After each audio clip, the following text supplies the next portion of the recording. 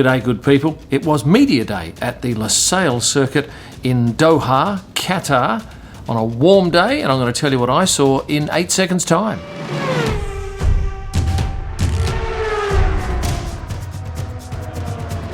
Well, this is the first time I've been to Qatar. I've actually been to the airport a number of times in Doha, but never actually left the airport. To me, it's a little bit like Bahrain, Abu Dhabi, and a lot of the other Gulf countries here. Same coloured soil, lots of building going on, and I mean a lot of building going on. It's quite amazing. Beautiful stadium on the right as we head out to the track from my hotel, and then just out near the track on the left-hand side of the road is this magnificent blue and white structure. But let's get on to what happened in the paddock today for Media Day at the Qatar Grand Prix. The paddock itself is nice and wide, and running down the middle you'll see a row of palm trees along with these lovely lights which come 5:10, 5:15 at night are switched on and give this lovely soft glow from one end of the paddock to the other. Netflix, who are they with this race? Well, they have one crew that is floating and the other crew is embedded with Mercedes. But I did laugh late in the afternoon when Antonio Giovinazzi and Pierre Gasly were walking along the paddock having a chat. Of course, it's Antonio's third last race in F1.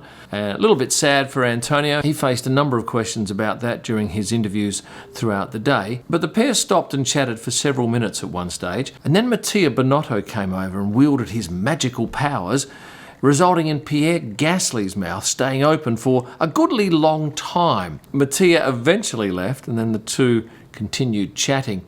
Then I did happen to notice that there was a Netflix microphone over the top of Pierre, and I think it was probably a conversation that they didn't want listened into, and so Pierre, with his left hand, has had a swipe at the mic, giving the boom operator plenty of notice that he didn't want them there. Now this track is out in the middle of nowhere, and to be honest, by day, it's a pretty ordinary looking place. There's just wire around the circuit. There's only a few grandstands.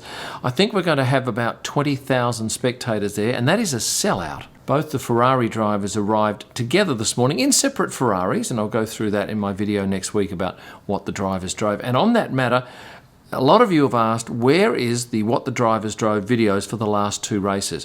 Well, I can tell you that the Mexican event would have made a very boring video because it's pretty much one car. Everybody had the same car.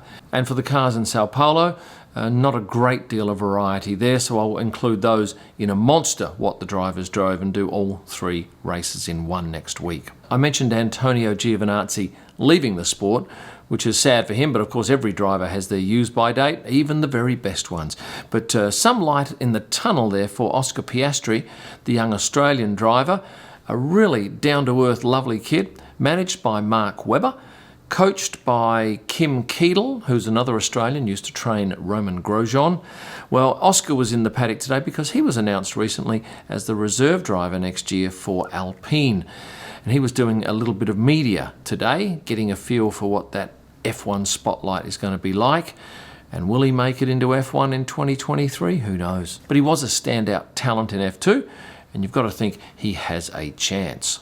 You might remember that Rahul was one of my men of the paddock on Tuesday. Well, Rahul is the team doctor for Aston Martin, and I didn't know this, but previously there were only 3 or 4 doctors in the paddock. Now every team has a doctor on board because of COVID. A lot of the time they spend with their own team personnel, and over a typical 4-day race weekend, he'll probably see 10 to 15 people with various issues.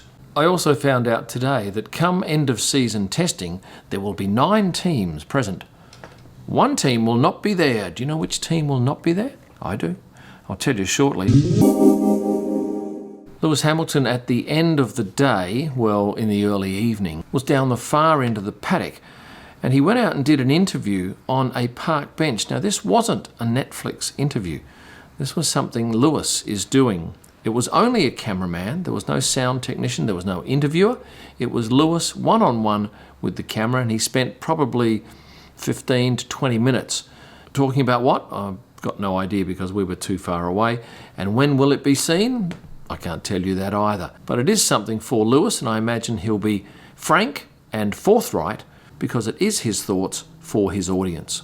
I can tell you that we have some beautiful light late afternoon that provides some lovely shafts of light on people if they're standing in the right spot. And that right spot today was the media pen, where several of the drivers had beautiful light on their faces, and even a couple of the press officers. This is Eve Merrill. Yes, the same surname as the legendary shoe company. And Eve has this most magnificent shaft of golden sunlight on her face, as did a few other people that I photographed in that media pen. The media centre, yeah, it's great, and thankfully the food is very good. It's being catered by the W Hotel in Doha, and it's a marked step up from the last offerings that we had in Sao Paulo. Daniel Ricciardo was in good form today, came in dressed in one of his own t-shirts. You can buy this online. He also crashed Mara San Giorgio's piece to camera. Mara works for Sky Italia. I've mentioned her a couple of times in my previous videos.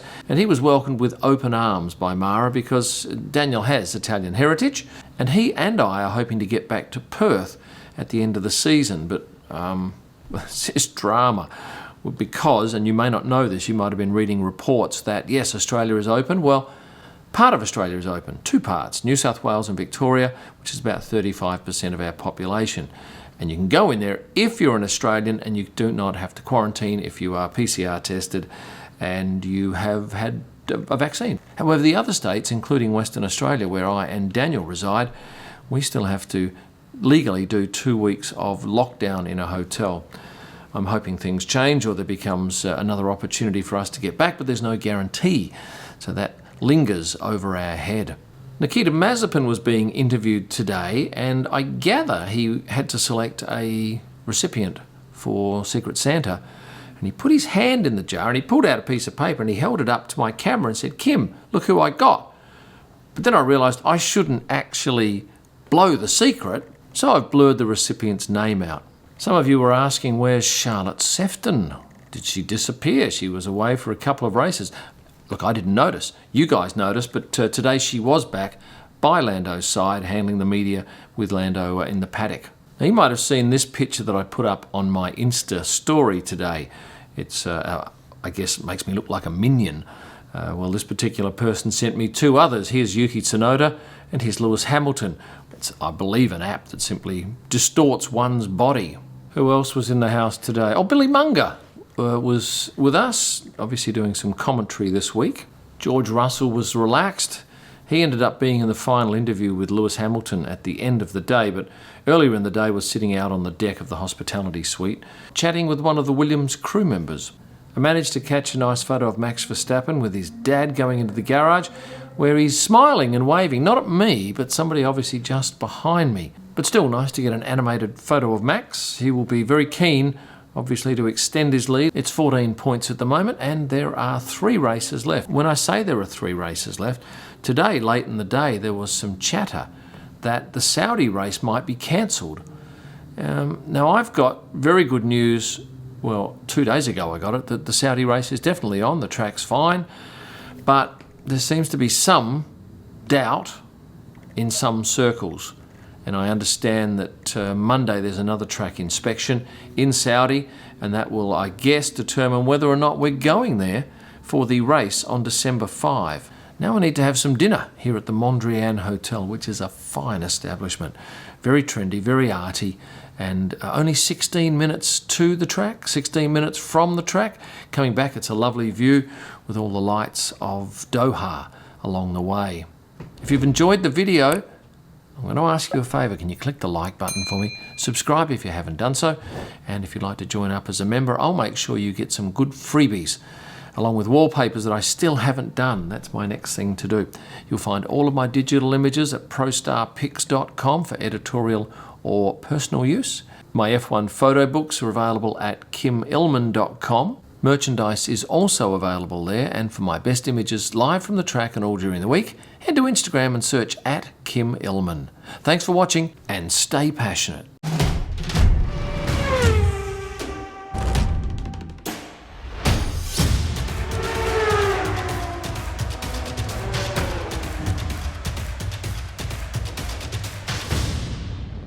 And the team that won't be at post-season testing is Williams.